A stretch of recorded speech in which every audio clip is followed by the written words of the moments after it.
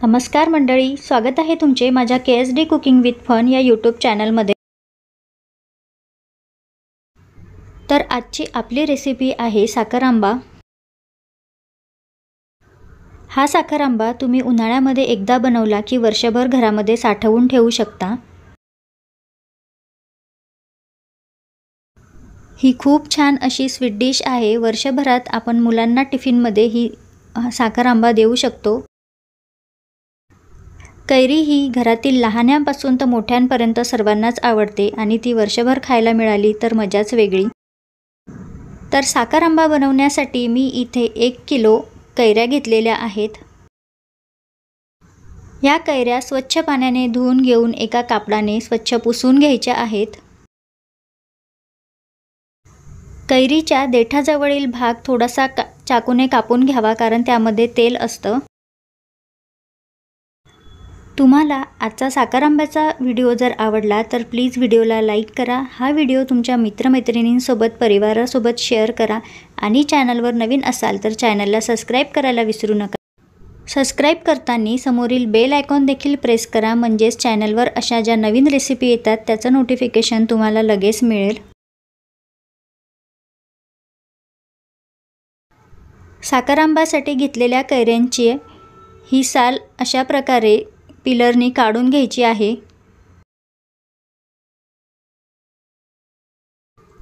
हे बघा, अशा प्रकारे मी सर्व आंब्यांची साल काढून घेतलेली आहे।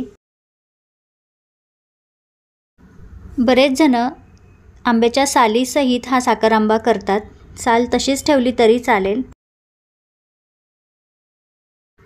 साल काढलेले सर्व कैऱ्या अशा प्रकारे एखाद्या खिसणीने खिसून घ्यायच्या आहेत।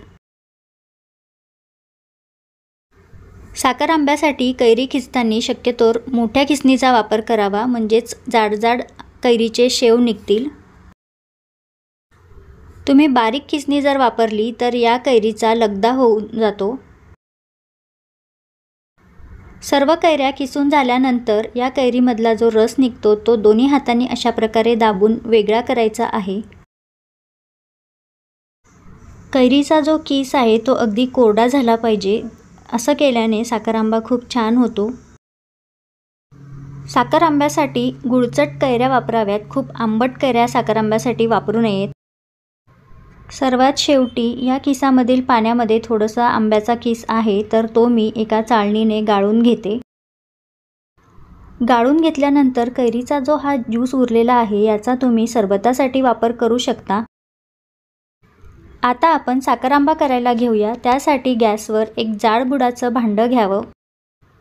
त्यामध्ये मी 1 चमचा तूप घेते। तूप छान गरम झाल्यानंतर त्यामध्ये 4 ते 5 मिरे, 4 ते 5 लवंगा, 4 ते 5 चक्री फुलाच्या पाकळ्या आणि थोडीशी दालचिनी टाकून या तुपामध्ये छान अशी फ्राय करून घेते। हे मसाले वापरणे पूर्णपणे ऑप्शनल आहेत। या मसाल्याशिवाय जर तुम्ही साखर आंबा केला तर हा साखर आंबा तुम्ही उपवासासाठी देखील वापरू शकता। मसाले छान भाजल्यानंतर त्यामध्ये तयार केलेला कैरीचा किस टाकून 1 ते 2 मिनिटं छान परतून घ्यावा। त्यानंतर 1 किलो कैरीसाठी मी 1 किलो साखर यामध्ये मिक्स करून घेते। साखर आंबा करताना गॅसची फ्लेम ही लोच ठेवावी, कारण लो फ्लेमवर साखर हळूहळू विरघळते आणि साखर आंबा भांड्याच्या बुडाला देखील लागत नाही।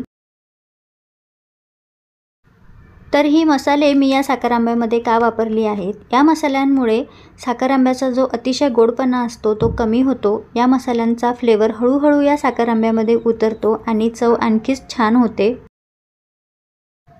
हे बघा, साखर या आंब्यामध्ये व्यवस्थित विरघळलेली आहे। एखाद्या चमच्याच्या साहाय्याने हा साखर आंबा नेहमी परतत राहावा, म्हणजेच बुडाला लागणार नाही। साखर आंबा बनवण्यासाठी कैऱ्या जर तुम्ही आंबट घेतल्या असेल तर साखरेचं प्रमाण थोडंसं वाढवावं, म्हणजेच साखर आंबा व्यवस्थित होऊ नये। हे बघा, अशा प्रकारे तयार झालेला आहे छान असा साखर आंबा। तयार झालेला साखर आंबा थंड झाल्यानंतर ग्लासच्या जारमध्ये व्यवस्थित भरून ठेवावा, वर्षभर टिकतो।